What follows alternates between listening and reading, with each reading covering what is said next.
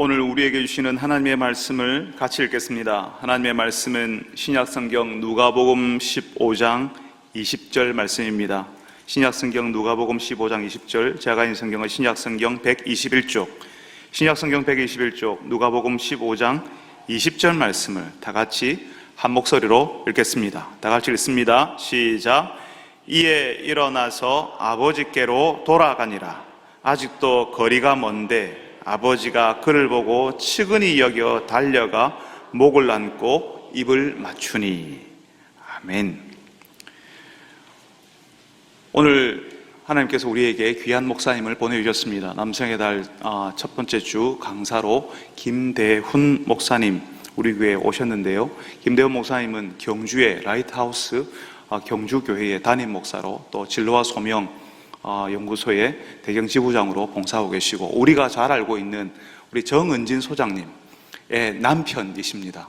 정은진 소장님께서 우리 여성의 달에 몇 년 전에 여성의 달에 오셔서 지속적으로 우리 교회 여성들에게 큰 도움을 주셨는데, 이제 목사님께서 남성의 달에 오셔서 우리에게 말씀을 전해주십니다.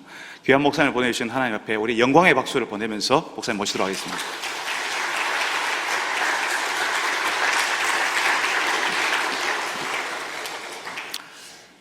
주님 안에서 한 형제된 형제자매된 여러분들 주님 이름으로 사랑하고 환영합니다. 네, 저는 이제 경주에서 교회를 개척해서 이제 사역하고 있고요.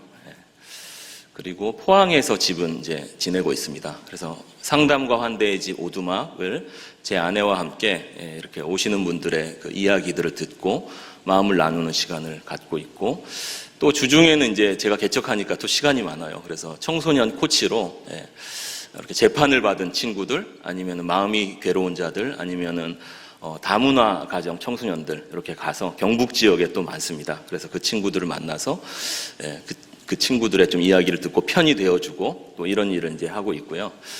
이제 이런저런 일을 이제 하고 있는데, 또 어떻게 보면 주된 사역 중에 하나는 저희 아이들 사형제의 이제 아빠 역할을 또 하는 일이 꽤 많은 비중을 차지하는 것 같습니다. 한번 화면을 한번 보여주시고요.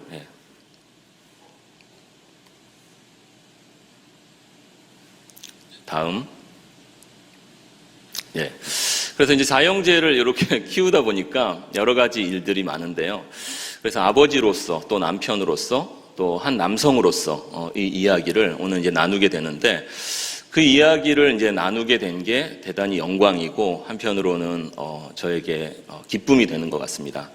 어쩌면은 상당히 이제 주일 아침에 하나님의 말씀을 들어야 되는데, 하나님의 예수의 복음을 마음속에 간직하고 사는 부족한 저라는 인간, 그리고 저희 가정의 이야기를 좀 이제 펼쳐드리면서, 그러면서 남성으로서 좀 우리가 어떤 삶을 이제 계속 살아가야 될지의 고민을 좀 나누는 시간이 됐으면 좋겠다 싶습니다. 어느 곳에서 이제 조사를 했는데요. 중년 남성 900명을 대상으로 이제 조사를 했더니만, 그 남성들에게 이제 질문이 이런 겁니다. 나는 그래도 내 나이 또래의 남자들에 비해서는 꽤 스타일도 젊고 그런 사람에 속한다. 에 대해서 이제 설문을 답한 게 77.5%가 이제 그렇게 대답을 하셨대요. 자기만의 착각일 수도 있겠지만 하여간 그렇답니다.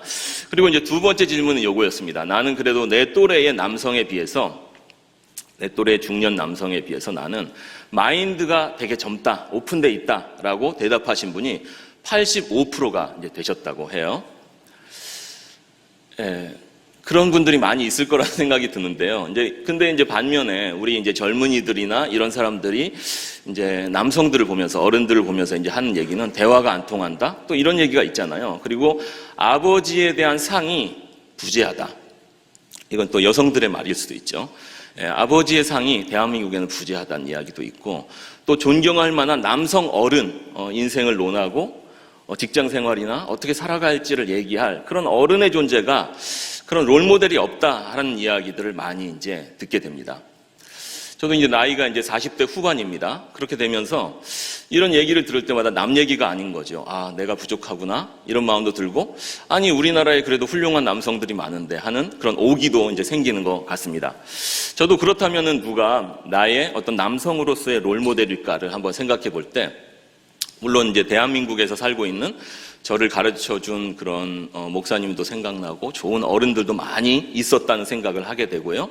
또 하나는 제가 이제 모로코 선교지에 가 있을 때 만났던 외국 선교사님, 지긋하게 이제 은퇴하고 오신 그런 외국 선교사님들의 모습도 생각나고, 훌륭한 분들을 많이 모델로 하나님이 나에게 보여주셨구나 하는 생각을 이제 하게 됐습니다. 그러면서도 결국 근데 이제 가까이 가게 되면은 우리 인간 남성이라는 존재가 부족함이 있잖아요. 그죠? 저도 그렇습니다. 부족함이 있고, 연예인 오빠한테 가도, 그분들의 그 어떤 그 약한 부분이 이제 나오는 거 아니겠습니까? 그러면서 성경에서는 나는 어떤 모델을 이제 찾을 수 있을까를 한번 찾아봤어요. 그랬더니 두 가지가 딱 떠올랐습니다. 화면을 한번 보여주세요. 첫 번째 그림은 이 모습입니다. 네. 탕자의 아버지죠.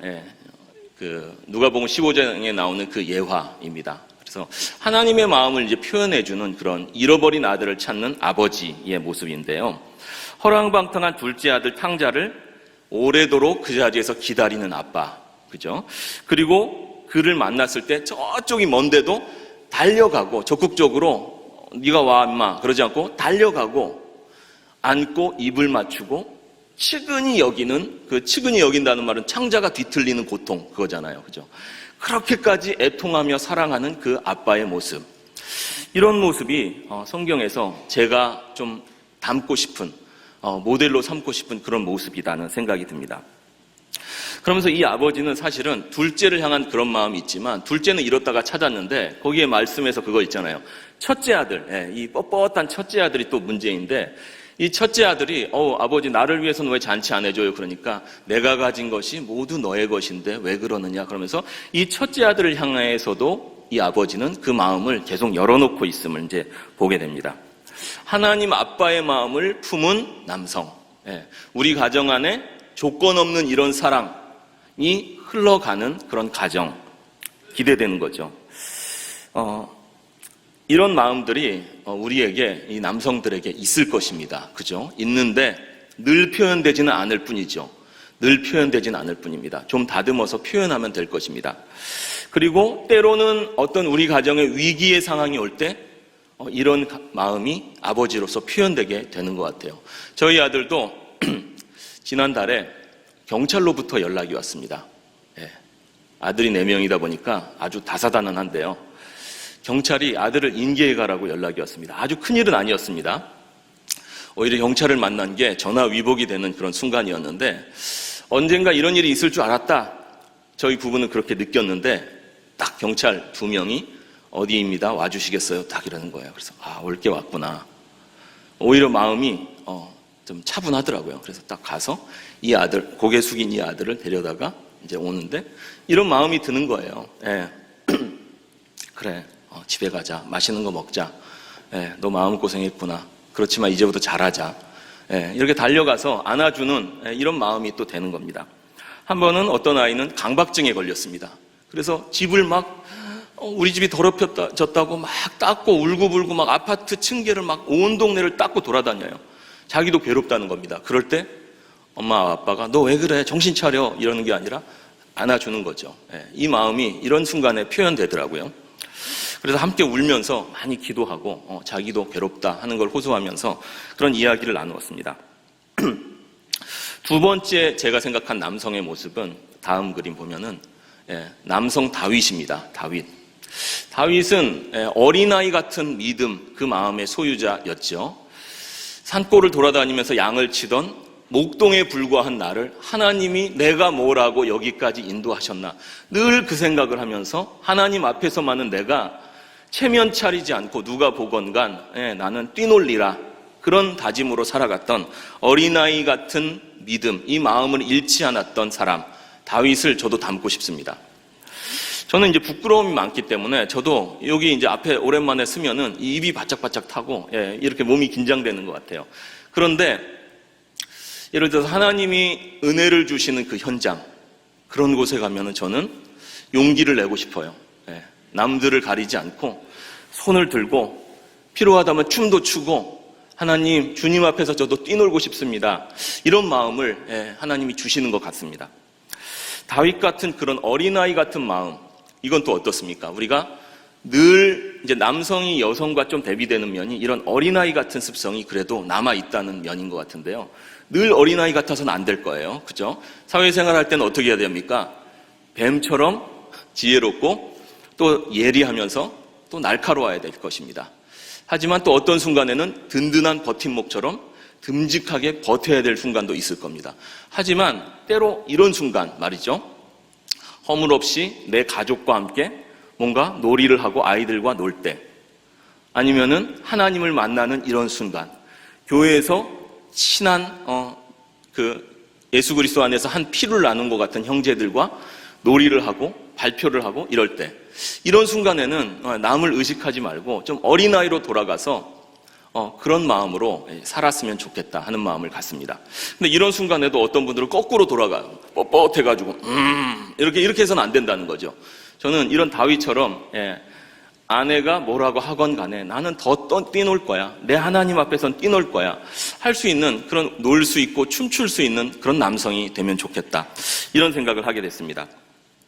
그러면서 이제 우리가 모델로 하고 싶은 남성이 실종됐다는 이런 세대 속에서 우리가 좀 하나님의 보물을 간직한, 예수의 보물을 간직한 사람으로서 진정한 아름다운 남성으로 가정과 또 우리 사회 속에서 그런 남성으로 성숙해가면 좋겠다는 생각을 하면서 오늘 말씀을 좀 이제 이어가서 나눠보겠습니다. 첫 번째로요, 화면을 보여주시면은 이 남성의 역할은 사실은 우리 가정에게 있어서 울타리와 같은 역할을 한다 하는 이야기를 합니다.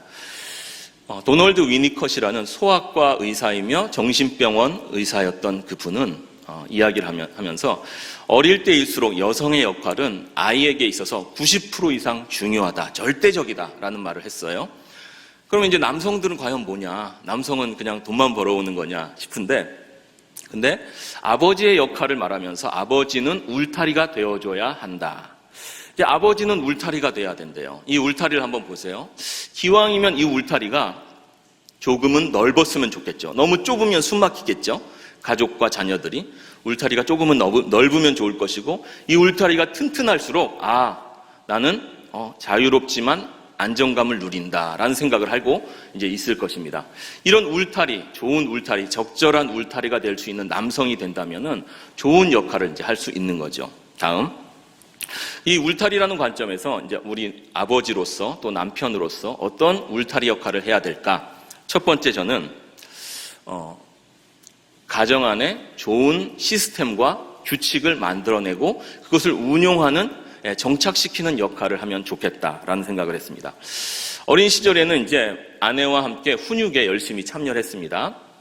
경청을 시키고 순종을 연습시키고 하면서 이제 가르쳤고요. 그 다음에는 어느 날 이제 제가 이제 수련회 같은 데 이제 갔다 온 거예요. 저희 집이 이제 아이들 어렸을 때였는데 수련회 딱 갔다가 들어오는데 아내가 나 나간다 그러면서 바로 뛰쳐나가 버리더라고요. 그래서 뭔 일이 있나 하면서 죄송한데 집안 꼴을 한번 살펴보니까 식탁 옆에 멸치가 막 이게 팍 터져 있고 이게 이제 정신이 없는 거예요. 뭔가 일 일어났구나. 큰아이한테 물어봤습니다. 얘야, 뭔 일 있니? 엄마 왜 저러시니? 물어보니까 아이가 하는 말이, 셋째가 엄마를 염장지기게 해가지고 엄마가 폭발하고 집어 던지고 화를 엄청 내면서 나갔다는 겁니다. 잠깐 가출. 이런 일이 이제 여러 번 있었습니다. 아이들을 이제 키우니까 육아라는 게 이제 어렵잖아요. 육아라는 게 어렵고, 그동안 남편으로서 나는 뭐 했나, 이런 생각을 해보면서 하나하나 이제 규칙들을 이제 저희 가정 안에 만들어가기 시작했어요. 요 화면에 있는 걸 다 보여주세요. 규칙들을 만들어가기 시작했는데, 일단 이런 겁니다. 우리 엄마 아빠가 말할 때는 눈을 보고 네 순종합니다. 이렇게 네라고 대답하자. 그리고 집안일은 엄마 아빠만 하는 게 아니고 너희들도 조금씩 이제 할 수 있어. 그래서 순번을 정해서 설거지를 이렇게 하고 빨래를 이렇게 개고 너는 좀 요걸 하고 이렇게 돌아가면서 이런 거를 정리를 하자. 또 학교 갔다 와서 실컷 놀고 열심히 놀고 나서 저녁에는 우리 가정학습을, 우리는 학원 잘 안 가니까 가정학습을 이렇게 책을 읽고 영어책도 읽고 수학을 하고 이런 정도로 하자. 이래가지고 이제 가정의 규칙을 정했어요. 이건 이제 남편들이 이제 같이 정해놓고 이제 가족회의를 한 거죠. 정해놓고서 가만히 있으면 이게 안 굴러갑니다. 그래서 이게 정착되도록, 그러니까 남편은 하나님으로부터 위임받은 가정의 선한 통치자가 되어야 돼요. 그죠?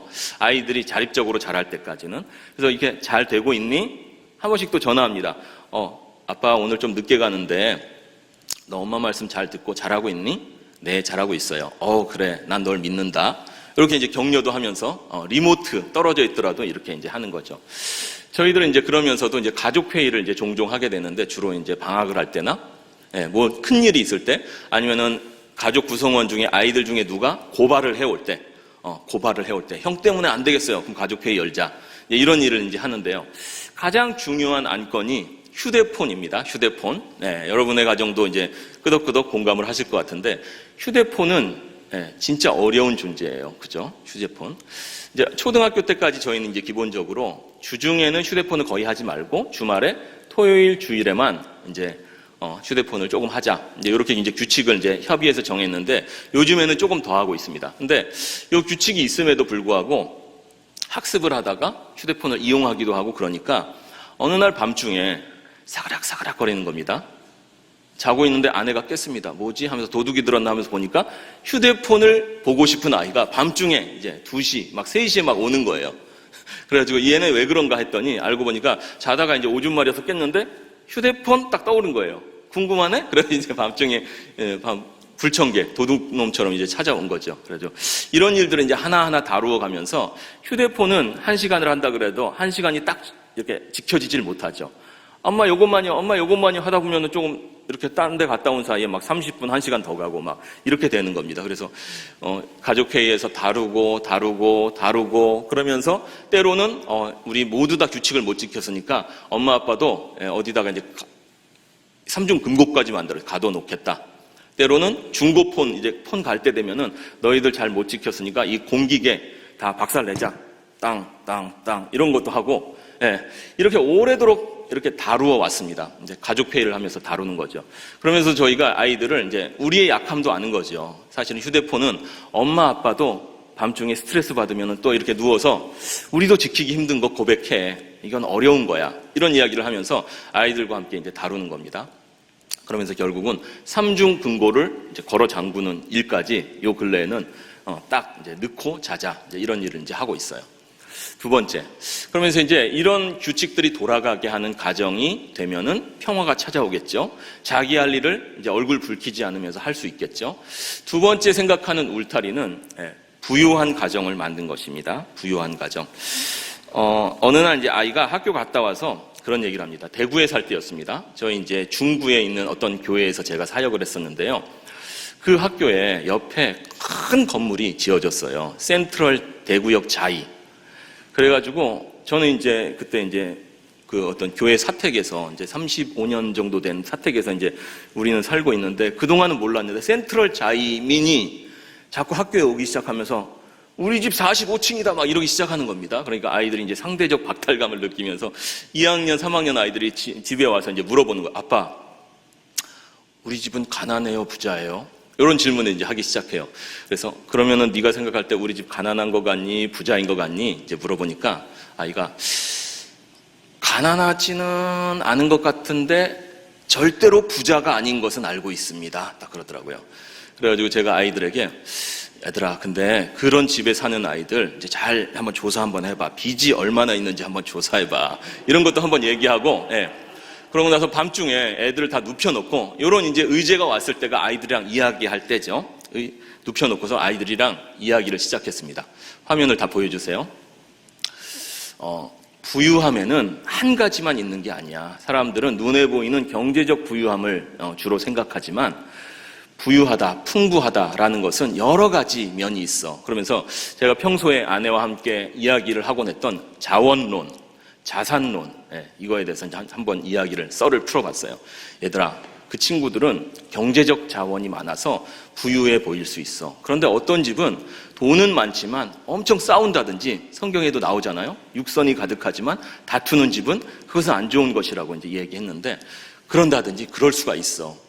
우리는 경제적으로는 많이 부유하지 못하지. 그렇지만 어떤 집에 가보면은 이런 집이 있다. 지적 자원이 많은 집이 있어. 어떤 집은 가면은 가족이 책도 많이 읽고 궁금한 것을 많이 얘기하고 언어도 많이 공부해서 외국 가면은 막 샬라샬라 막 이 언어 저 언어 하고 지혜를 나누는 그런 집이 있어. 지적 자원이 풍부한 집이지.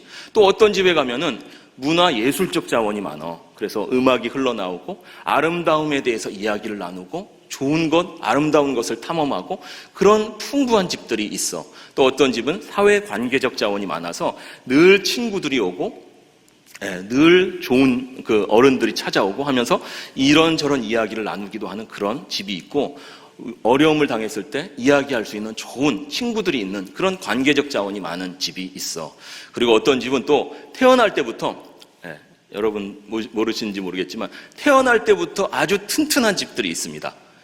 저희 아들 중에 셋째가 그런데 또 태어날 때부터 근육 운동했냐 싶을 정도로 의사 선생님이 얘 뭐 운동시켜요? 싶도록 얘는 딱 이렇게 막 잡고 조금만 해도 배에 근육이 생기고 막 이래요. 태어날 때부터 튼튼한 집들이 있고 운동을 열심히 하는 그런 집들이 있고 몸이 건강해서 두려움이 없는 그런 집들이 또 있죠.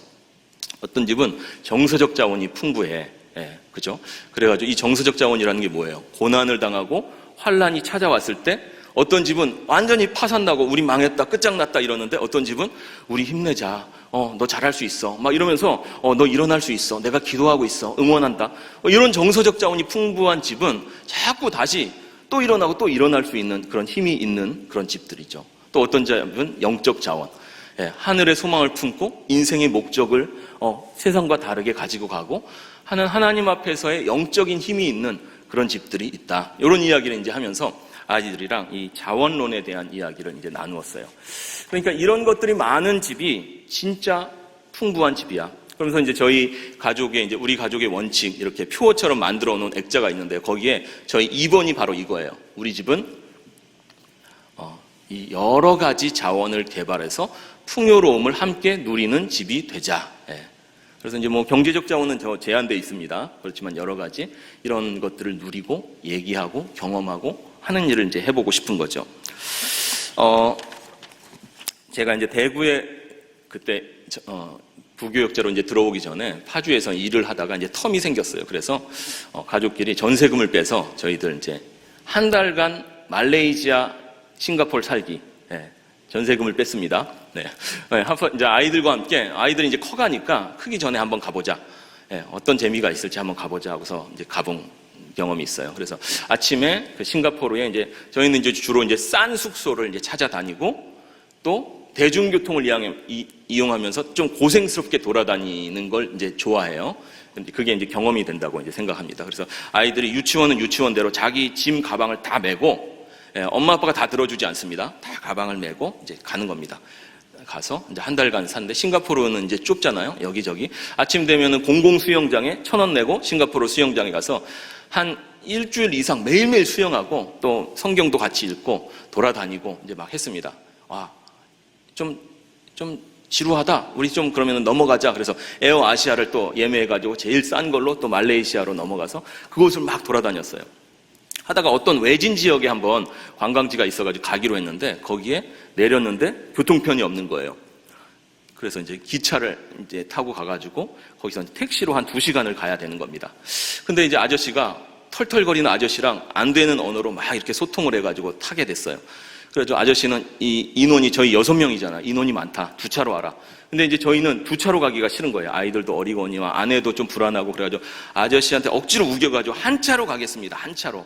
그래서 1,000원 더 드릴게요. 뭐 이렇게 흥정을 해가지고 그걸 타고 탈탈탈탈탈탈 거리면서 조마조마하게 애들이 이렇게 해가지고 이제 가는 겁니다. 이런 이제 여러 가지 이제 일들을 우리가 함께 경험하는 거예요. 아빠 이 차 퍼지는 거 아니에요? 그럴 수도 있겠다. 대비하자. 이러면서 이제 막 가는 겁니다. 저희 아내는 안정적인 사람이에요. 여보, 좀 안정적으로 여행하면 안 돼?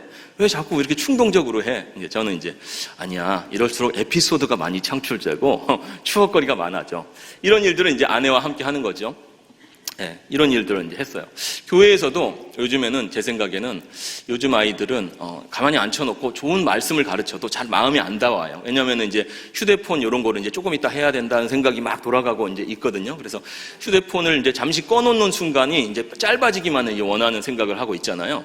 그래가지고 이제 아이들과도 좀 몸으로 먼저 워밍업을 해야 된다는 생각을 해요. 그래서 이제 교회 아이들이랑도 국토순례, 저기 이제 뭐 구룡포 그쪽 이제 호미반도 이런 데를 막 이제 90km 돌아다니자 이런 것도 이제 하고 막 이제 하는 겁니다. 그러다가 아이들한테 물어봤어요. 교회 아이들한테, 얘들아, 우리 여름에 이번에 해외 비전 트립을 한번 갈까? 예, 이제 교회에서 이제 돈 모아놓은 게 있는 겁니다. 근데 청년들은 이제 우린 바빠요, 안 갈래요 하는 거예요. 그럼 우리 중고등부가 이제 돈이 있다, 얘들아 가자. 어디 가고 싶니? 중국 갈래, 러시아 갈래? 예, 형편상 이 둘 중에 한번 골라봐. 그러니까 아이들이 모두 다 러시아. 예, 그래 가자. 그래서 이제 갔습니다. 그래가지고 아이들이 갈 때도 저는 이제 좀 빡세게, 거칠게, 그렇죠. 시베리아 횡단 열차를 또 이제 타게 했어요. 그래서 탔는데 11시 50분에 이 기차를 타는 겁니다. 근데 어떻게 이렇게 수속을 하다 늦어졌어요. 선교사님이 어떻게 하다 늦어져가지고 11시 45분 막 때가 맞춰가지고 이제 오는데 밤이 깜깜하잖아요. 기차가 막 들어오고 있는 겁니다. 그래가지고 이 비전 트립을 가면은 저도 일부러 이제 저희 가족도 막 포함시켜요. 제 아내도 여보, 이번 기회에 우리도 좀 껴서 가면 안 돼? 왜냐니까 제 아내도 중고등부 선생님이기도 하고 인솔교사가 없다니까. 그래서 저희 이제 뭐 1학년생 뭐 이렇게 다 껴가지고 중고등부 수련회 가고 담임 목사님과 그의 초등생 아들도 이제 그래 오십시오 해가지고 이제 같이 이제 갔습니다. 아이들도 이제 이거 메고 이제 있는데 저기 기차가 들어온다. 제가 이제 외쳤습니다. 예? 이게 좀 리얼해야 됩니다. 저기 기차가 들어온다, 뛰어라! 그래가지고 이제 아이들이 막 다 이렇게 막 초등학생들도 이러면서 막 뛰는 거예요. 뛰었는데 가니까 이제 침대차예요. 한 30시간을 이제 타고 가야 되는 거죠. 이미 불 끄고 다 자고 있습니다. 중국 사람, 러시아 사람들이 막 여기저기서 자고 있어요. 표를 제가 다 가지고 있는데 이거를 또 찾아가라 이렇게 하면 안 되잖아요. 그래서 그때 딱 제가 장교로 근무했거든요. 군대 생각이 딱 나면서 아, 요거 재밌다. 요거 신병훈련소 느낌인데 딱 그러는 거예요. 그러면서 애들한테 자, 이제부터 장난 아니다. 그러면서 착, 너는 여기, 너는 여기, 너는 여기, 너는 여기, 빨리 들어가. 착 이렇게 배정을 해줬어요. 그러니까 아이들이 이 상황이, 특히 초등생들은 이 어리둥절할 뿐만 아니라 이 정신을 못 차리는 거예요. 막 애들 막 들어가서 막 울고 있어요. 막 울고 있어요. 착 이제 들어가게 한 다음에 그 선교사님이 또 이제 이렇게 말해준 거예요. 우리 남자들은 이게 더운 여름인데 에어컨이 잘 안 됐어요. 남자들은 상의 탈의하고 닦도록 한다. 그래서 물티슈로 막 이렇게 어린 애들이 막 닦아요. 딱 보니까 애들이 희죽희죽 웃고 있는 거예요. 어린애들. 아까 울었는데 이거 뭔가 이거 레알인데? 장난 아닌데? 그러면서 애들이 희죽희죽 웃으면서 속살을 드러내고 막 닦고 있는 겁니다. 그러면서 이제 너희들 사나이가 돼가고 있구나. 이제 이러면서 말이죠. 그러니까 이런 이제 경험을 통해서 아이들이랑 요즘에는 진짜 저는 이제 장학금을 수여하기보다 20만 원, 뭐 30만 원 줘도 애들이 좀 감동 없잖아요. 요즘에는 장학금을 주기보다 경험을 많이 줘야겠구나. 좋은 어른과 함께하는, 그리고 내가 주도하는 경험을 많이 교회에서 만들어주면은 좋겠구나. 왜냐하면 이제 학교에서 여러 가지 체험하는데 학교는 너무 조심해요. 그죠? 위험하기도 하니까, 사고가 나니까. 너무 조심하니까 이게 가짜 경험이 자꾸 되거든요. 모조품이 되죠. 이렇게 키트 만들어서 그냥 해보고, 뭐, 치즈 피자에 뭐, 치즈 쭉 뿌리고 사진 찍고 끝나고 뭐 이제 이런 거잖아요. 그러니까 레알 경험, 그죠? 그거를 할 수 있도록 조금의 리스크를 감수하면서, 그러니까 청소년기의 경험은 그런 것 같아요. 고생이 있고 리스크가 있고 이게 가짜가 아니구나. 그리고 이것을 우리가 주도하면서 또 어른과 함께 잘 헤쳐나가는 그런 어떤 경험의 강을 하나씩 넘어가는 거. 이거를 이제 가정과 함께 이제 해보는 그거를 열심히 이제 저희는 해봤습니다. 아이들이 이제 그런 것들이 아이들의 삶을 풍성하게 하고 뭔가를 두렵지 않다 하는 자양분을 주는 것 같다는 생각을 하게 됐어요. 세 번째 울타리, 이제 아버지들이 좀 만들어 보아야 될 세 번째 울타리는 신앙적 전수와 공유, 신앙의 공유입니다. 그래서 아버지들은 요즘에는 특히 말로 얘들아 성경 읽었니? 얘들아 기도했니? 얘들아 가정예배 드리자. 말로 하는 것들은 별로 열매 맺히기가 어려운 시대가 돼버렸어요. 왜냐하면은 아이들이 이만큼 준비되어 있어서 그 아버지를 존경하고 하는 그 기본 속에서 하면 되겠죠. 근데 아이들은 사실은 이제 뭐 휴대폰이나 인터넷 세상 속에서 이렇게 딱 바닥에 있는데 말로만 한다고 이제 되질 않는 거잖아요. 그래서 우리 아버지들의 모습도 사실은 신앙을 내가 일방적으로 전수한다기보다는 나도 부족하다. 같이 공유해 나가면서 우리 같이 성장하자 하는 마인드를 이제 가질 필요가 있습니다. 성경 읽었어, 안 읽었어? 암송했어, 안 했어? 이거 하기보다는 잘못하다 나중에는 착한 바리새인을 양성하게 될 가능성이 있잖아요. 그러니까 함께 하면서 또 아버지도 모범을 보일 수 있도록 해야 될 것 같아요. 말보다 오히려 그 어떤 청교도 신학자가 그렇게 얘기해요. 말보다 오히려 아버지가 예배드리면서 짓는 표정, 이런 것에서 아이들은 저 신앙은 진짜구나, 이런 걸 느낀대요. 예. 말보다 예배드리고 돌아올 때 아버지가 하는 그런 말들, 나 진짜 이렇게 살아야겠어 하는 말들, 예. 이런 게 없이 말로만 하고 세상에선 따르게 살고, 그렇게 되면 아이들 마음속에 딱 뭐죠? 이 아버지의 신앙은 위선이다, 가짜다. 예. 그런 고민 저도 많이 하면서 컸던 것 같아요. 가짜다. 아버지도 사실은 통합하는 과정에 있었을 뿐인데, 예, 그런 생각을 자꾸 하게 됐어요. 청소년기에. 신앙은 위선이다. 그리고 잘못하면은 기독교는 가짜다. 예, 교회가 말하는 것은 가짜다. 이렇게 생각할 수가 있는 거죠. 자꾸 우리가 전도하고 양육하고 해야 되는데, 제일 중요한 것은 우리 아버지가 진짜 하나님 앞에서 사는 모습을 가지고 우리의 신앙은 진짜다를 자꾸 보여줘야 되는 거죠. 당신들이 말하는 기독교 자꾸 믿으라고 하는데 진짜인 걸 한번 말해봐. 어쩌면 청소년들은 이렇게 이제 말하고 있을 수 있다는 생각이 들어요. 예, 하나님이 하신 일들이, 그러니까 그런 의미에서는 우리 가정이 평탄하기만 할 필요는 없어요.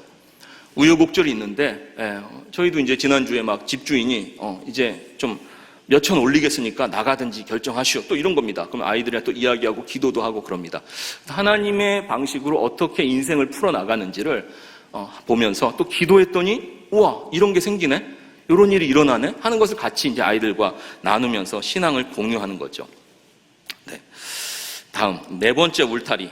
네 번째 울타리는 이제 되게 중요한데요. 이건 이제 남편으로서의 이야기입니다. 화면을 한번 보여주세요. 네 번째 울타리는 부부로서 함께 성장을 도모하는 그런 울타리를 만드는 것입니다. 예, 부부라는 정의를 저는 이렇게 내려보았습니다. 부부. 예, 부족한 두 사람이 만나서 공통의 과업을 함께 감당하고, 먹고 살고 아이들 키우고 하는 거죠. 이것도 힘들죠. 그러면서 서로의 성장을 이루어가는 은인 관계. 이렇게 잘 하고 계십니까? 서로의 성장을 도모하는 은인 관계. 이게 이제 어떨 때 이제 나타나냐면요. 이제 아이들 다 키우고 공통의 과업이 많이 줄어들었을 때, 그때 이제 예를 들어서 여성도 나도 좀 돈 버니까 이제 자립이 되니까 당신 뭐 삼식이 막 이렇게 뭐 비하하는 말들 있잖아요. 맨날 밥만 달래 그러면서 삼식이. 그럴 때 이제 그동안 은인 관계였는지 아니었는지를 이제 알게 되는 거죠. 네. 그러면서 이제 아내와 남편 사이에 남편이 이런 울타리를 잘 만들었으면 좋겠다, 그런 생각이 들어요. 저는 이제 파주에서 개척을 하고 시간이 좀 있으니까 아내의 역할을 많이 제가 가주어 보기 위해서 노력을 해봤어요. 그거를 하는데도 내가 여기서 뭐 하고 있나부터 시작해가지고 여러 가지의 고민이 많이 생기더라고요. 그렇지만 그것도 어떻게 보면 하나님 앞에서는 자기를 깨는 연습이 되는 것 같았어요. 그래서 조용히 한번 접시를 닦아보자. 처음에는 집안일이 눈에 안 보여요. 아내가 그때 이제 한국에 오면서부터 아내가 이제 일을 조금씩 진로와 소명 연구소를 이제 시작했는데, 일을 하고 자기 나름대로는 온 거예요. 근데 이제 제가 아이들하고 놀아주고는 있었는데 또 뭐 이렇게 집안일을 청소를 이제 안 해놓은 거죠. 그러니까 이제 남성들이 하듯이 집안꼴이 이게 뭐야까지는 아니었지만 그런 뉘앙스의 말을 이제 하는 겁니다. 그래서 당신은 이런 게 눈에 안 보여? 저는 안 보이거든요. 안 보인다. 안 보인다. 그때까지 그 눈이 없었습니다. 안 보였는데 하다 보니까 이제 요즘에 좀 보입니다. 빨래가 쌓이고 있구나. 설거지가 좀 오래 묵히고 있구나. 이런 게 이제 눈에 조금 보이기 시작했는데, 그것만 해도 제가 이제 사람 됐구나. 이제 이런 생각을 이제 하게 되고요. 아내는 이제 저희 모로코로 선교사로 있을 때, 모로코 선교사로 이제 4년간 가 있을 때, 4년 만에 이제 돌아오게 된 이유가 이제 그거였어요. 아내가 모로코에서 이슬람 99%인 그 나라에서 지쳤습니다. 우울증이 찾아온 것 같았어요. 어느 날부턴가 얼굴이 하얘지고 무표정하기 시작했고, 어느 날부턴가 자꾸 그 소파에 계속 누워만 있어요. 배고프다, 밥 좀 먹자 여보. 그래도 밥을 할 힘이 없대요. 그리고 오직 가끔 한번 무한도전 볼 때만 조금 웃고, 그 외에는 이렇게 막 빠져 있었습니다. 도저히 이제 안 된다. 그 어떤 이슬람 사회 속에서 이제 계속 지쳐왔던 거죠. 그래서 이제 아내 때문에 도저히 안 돼서 이제 한국으로 이제 다시 그때 들어오게 됐거든요. 그러면서 생각했어요. 진짜 가족 중에 누구 하나라도 쓰러지게 되면은 가족이 다 이게 계속 갈 수가 없는 거구나. 그죠? 남편이 쓰러지면은 또 남편 때문에 힘들어지는 거고, 가족은 누구 자녀 하나든 누구든 한 명만 이렇게 쓰러져도 진짜 그 가족은 함께 병을 앓는 그 격이 되고, 이렇게 우리의 일상적인 삶이 진행이 안 되게 된다는 걸 알았습니다. 그래서 자꾸 요 울타리를 잘 돌봐야 됩니다. 당신 요즘에 마음이 어때? 이런 말 나누고 계신가요? 당신 요즘에 행복해? 이 아내들이 나 만나서 고생만 하는지, 고생하지만 그래도 보람 있고 행복한지 물어봐야 되죠. 그리고 이제 아이들이 이제 커가니까 그런 얘기를 이제 해봅니다. 당신 아이들 조금만 더 크면 뭐 하고 싶어? 당신 그동안 고생 많았는데 당신의 인생으로서는 어떻게 살고 싶어? 이런 얘기를 함께 이야기를 하는 거죠. 그러면서 서로 뭔가 역할도 맞추고 하면서 서로가 은인이 되어가는 관계로 만들지 않으면은 우리 남성들 중년에 외로워지기 시작할 거라는 생각이 듭니다. 네. 다음 5번째 이제 울타리는 자녀들이 돌아와서 쉴 수 있는 통 큰 그릇이 되는 것입니다. 그래서 견고한 베이스 캠프가 되는 역할. 네. 여기부터 이제 조금 빨리 해보겠습니다. 자녀 교육의 그러니까 목표는 의존에서 자립으로 가는 겁니다. 결국은 건강한 자립할 수 있는, 혼자서 의존하지 않고 생각도 하고 판단도 하고 인생을 개척하는 그런 청년이 되어가면 이제 자녀 교육이 이제 이루어지는 거라고 할 수 있죠. 그러기 위해서 계속해서 우리 부모들이 이제 아버지들이 할 일은, 특히 이제 어머니보다 아버지들이 할 일은 자꾸 아이들에게 주도권을 주는 일을 해야 됩니다. 학원 정할 때도 너는 어떤 게 좋아? 그렇게 이제 물어봐 줘야 되고, 계속 이렇게 태워주고 태워오고 뭐 이런 거보다는 너 이번 여름에 좀 어떤 도전해 볼래? 와, 좋겠다. 아빠가 용돈 줄 테니까 친구들이랑 다녀와. 그러면서 이제 저희 아이들 중에 사춘기가 2명 있어요. 그래서 이제 첫째는 고3, 막내는 초등학교 5학년, 중간에 이제 2명이 중1, 중2거든요. 경찰도 제가 만나고 있고, 이제 이렇게 이제 선생님도 만나고 있고 막 합니다. 계속 그 문제를 다루는 겁니다, 저희들은. 그러면서 저희들이 생각했어요. 처음에는 그 포항 번호 같은 054 전화만 와도 학교 선생님인가? 뭔 일 있나? 또 이렇게 이제 긴장했는데, 나중에 이제 저희 결론을 내렸어요. 너무 긴장하지 말자. 발생한 문제는 터지고 나서 함께 처리하면 된다. 그러니까 예를 들어서 이제 회사 가도 그렇잖아요. 회사에 뭔 일이 터졌다. 우리 직장이나 뭐 이런데 뭔 일이 터지면은 어떻게 해요? 우리가 일 터졌다. 지혜를 모아서 너 이거 해, 너 이거 해 하면서 이렇게 풀어 나가잖아요. 똑같다. 우리 부부가 마음만 맞다면은 얼마든지 다 풀어 나갈 수 있고, 풀어 나갈수록 또 우리는 잘 풀 수 있어라는 이제 그런 생각을 하게 되는 거죠. 그래서 우리 그때 가서 처리하면 된다라고 긴장하지 않기로 했습니다. 그래서 그런 관점으로 이제 가족의 문제, 갈등 이런 것들을 이제 하나하나 이제 해결해 보는 경험을 했는데요. 그래서 이제 저 초록색 글씨에 있듯이 저희들이 내린 결론은 그거예요. 가족 간의 그 대화라든지 그런 상처라든지 그런 것들은 가만히 두면 쓱 지나가는 게 아니라 아이들 마음속에 침전되어 남아있다. 부부 사이에도 바닥까지 가게 누군가를 비난해서는 안 되죠. 침전물이 계속 남아있고 조금씩 쌓여간다. 그래서 그건 대화하고 잘 해결하고 필요하다면 제3자를 불러서 이렇게 중재하도록 해가지고 풀어갈 필요가 있겠다. 그리고 2번째 저희들의 원칙은 아이들도 그렇고 포기하지 않고, 아무리 심한 그 어떤 방황을 하더라도 포기하지 않고 버텨주고, 탕자의 아빠처럼 그래 와 난 널 비난하지 않을 거야. 네 존재를 나는 인정하고 귀히 여긴다. 버텨주면 애들은 변화된다. 그러니까 저희가 이제 또 이렇게 관계하는 어떤 보육원에 부모가 있지만 부모 역할 못하는 그 어떤 형제를 한 8년 전에 이렇게 연결해가지고 저희가 이제 결연을 해놨어요. 그래서 하다가 얘네들이 사춘기 기간이 돼가지고 되게 방황을 한 거예요. 그래가지고 저희 이제 사춘기니까 이제 답도 없어요. 애들이 답도 없어가지고 이렇게 한 번씩 GS25 쿠폰 맛있는 거 먹어 그러면은 답이 없어요.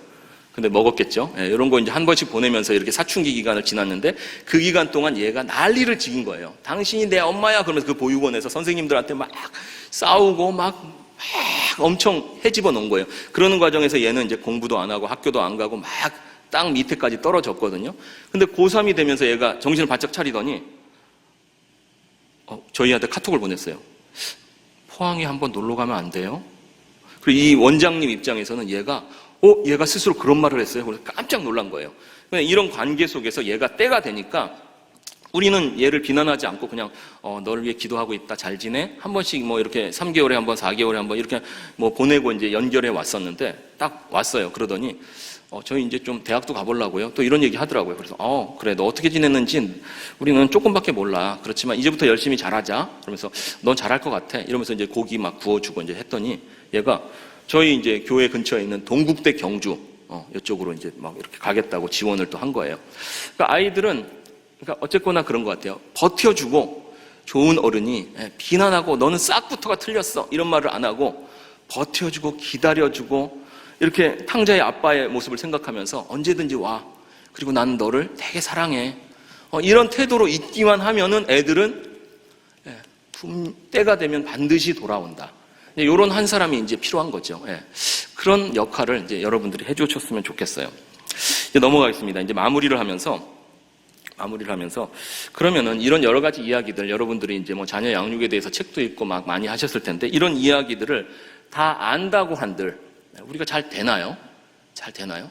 그래서 저는 이제 제목이 그거로 정했는데 지혜로운 사랑을 할 줄 아는 남성이 되자. 지혜롭게 사랑할 수 있는 남성. 그게 되면 좋겠어요. 결국 우리가 그리스도 안에서 하려는 게 뭐예요? 사랑이잖아요. 사랑. 그리고 우리가 하는 인생의 고생 이런 것도 사랑의 길 위에서 고생을 사서 한다면은 이건 나중에 언젠가는 열매 맺는 고생이 이제 되는 거잖아요. 그래서 이 고생, 사랑을 위한 고생을 하기 위해 지혜로운 사람이 되기 위해 저는 3가지만 잘하면 되겠다. 이제 3가지를 한번 정리해 봤어요. 보여주세요. 다음. 첫 번째로는 소통입니다. 소통. 이제 나이가 들수록 소통을 잘하는 어른이 되면 좋겠다 싶어요. 그렇기 위해서 더 많이 경청해줘야 되죠. 더 많이 경청. 데니얼 레비슨이라는 그 학자가 이제 말하기를 20대에서 40대 초반까지는 인생의 4계절 중에 여름이래요. 그래서 열심히 성취하면서 배우고 성취하고 적응하고 해내고 능력을 입증하는 그 산을 올라가는데 그 다음부터는 이제 꺾어지거든요. 벌써 저도 40세 이제 후반이잖아요. 45세부터는 이제 꺾어지는데 몸도 좀 약해지고 그러면서 여성 호르몬도 조금 나와서 남들을 더 이해하게 되고 이제 이렇게 된다는 겁니다. 그러니까 요때가 과연 그 하나님이 그렇게 만드신 거죠. 요때가 다른 내 자녀라든지 다른 초보 아빠들을 섬겨줄 수 있는, 후대를 세워줄 수 있는 때라는 거예요. 그러니까 나도 이제 이렇게 젊은 나이에는 내 아이를 좌충우돌하면서 키웠다 이거죠. 그런데 이제 요때가 돼서 인생의 가을이 된 입장에서는 초보 아빠들, 청소년들, 청년들을 내 인생의 경험을 통해서 섬겨주고 나도 이런 일이 있었어. 난 너가 잘할 거라고 믿어. 이렇게 안전하면서도 포용적으로 말해줄 수 있는 남성 어른이 필요하다는 거죠. 소통 능력이 이제 필요한 겁니다. 근데 이제 그 때가 됐을 때 저희 아버지만 생각해도 그래요. 모로코에 있을 때 한 번씩 전화 드리면 아버지가 너 괜찮나? 경상도 분이세요. 너 괜찮나? 그러면서 막 큰일 났다. 이슬람 난리 났다더라. 막 이렇게 막 걱정 때문에 막 벌벌 떨고 계시니까 제가 아빠 이런 고민이 있는데요. 이런 걸 얘기할 수가 없어요. 그렇겠죠.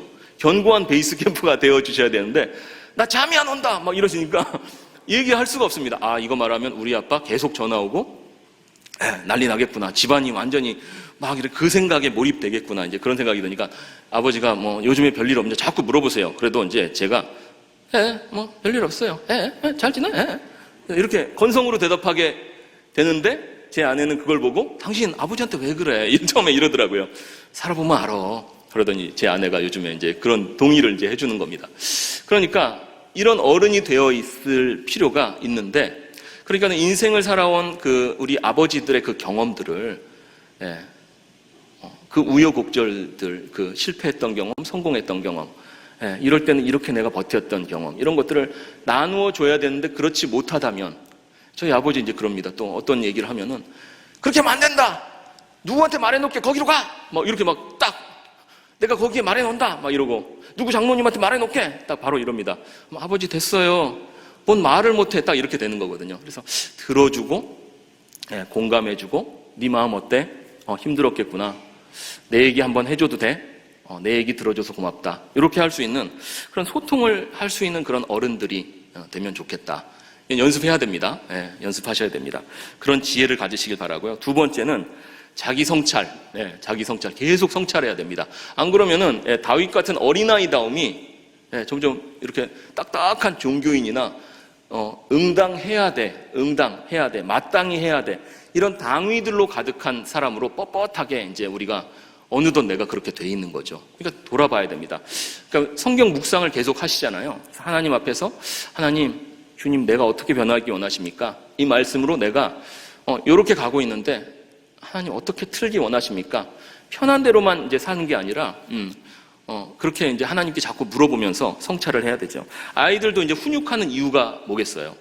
어떤 책에 보니까 훈육의 최종 목적은 회개이다. 돌아보고 결국은 반성하고 회개할 줄 아는 아이가 되는 거. 그걸 위해서 아이들 어떨 때는 기도 한 번씩 꺾어놓고 굴복, 이렇게 고집 부린 아이들 굴복시킬 필요도 있다는 거죠. 우리도 이제 계속 그걸 해야 됩니다. 안 그러면은 그냥 내 방식, 내가 맞아, 너는 몰라, 네가 아나, 이러고만 있는 거고, 참 나이 들어서 참 서운할 것 같은 게 이렇게 노력해서 열심히 일하고 돈 벌어서 이렇게 키워놓은 자식들이 아버지한테는 중요한 얘기를 안 하고 어머니한테만 하고 막 돌고 돌아서 겨우 알게 되고 이렇게 되면 안 되겠다. 저는 그런 생각이 들어요. 서운하겠다는 생각이 듭니다. 그래서 세 번째 지혜는 결국은 우리가 하나님의 사랑을 계속 알아가는가, 이 지혜가 저는 필요하다고 생각해요. 계속 지금도 나 신앙생활 꽤 했지 이러는 게 아니라 조건 없는 사랑을 하나님으로부터 받고 측은히 여겨주시는 주님의 은혜 앞에서 떨며 나아가고 있는가. 하나님의 말씀 앞에 성경책에 눈물이 뚝뚝뚝 떨어지는 그런 경험들을 지금도 계속 하나님의 사랑 끝이 없구나, 이런 것들을 계속 어린아이가 되어서 그런 사랑을 받고 또 내 가정을 향해서도 아빠도 부족해, 하나님 앞에서 너무 부족해, 이렇게 하면서 긍휼의 마음으로 이 가정을 돌볼 수 있는 사람이 되는가. 그런 것들을 여러분들이 생각해 보시고 이 지혜를 계속해서 연습하면서 날이 갈수록 더 부드럽고 또 포용할 수 있는 어른이 되어주시고 또 젊은 청년들이 정말 대화할 어른들이 많다, 우리 교회에 이렇게 지혜의 보고 같다 생각하는 그런 교회가 될 수 있었으면 좋겠습니다. 한번 기도드리겠습니다. 사랑하는 주님, 저희들을 하나님이 이렇게 남성으로 또 이런 모습으로 또 이런 가정 가운데 하나님이 우리의 삶을 이끌어가고 계신다고 믿습니다. 하나님의 선하신 일들이 평생토록 계속해서 아름답게 우리다움을 입으면서 꽃피어 나갈 수 있도록 축복해 주옵소서. 미련하고 연약하여서 딱딱하게 굳어질 때가 많은 저희들이오나 정말 주님 앞에서 춤출 수 있는 그 부드러운 마음을 잃지 않도록 도와주시고 계속해서 세상을 마음에 품을 뿐만 아니라 좋은 울타리가 되어서 지켜내고 사랑을 나눌 수 있는, 지혜롭게 사랑할 수 있는 어른들로 저희들 계속해서 세워 주시옵소서. 감사드리며 예수님 이름으로 기도드리옵나이다. 아멘.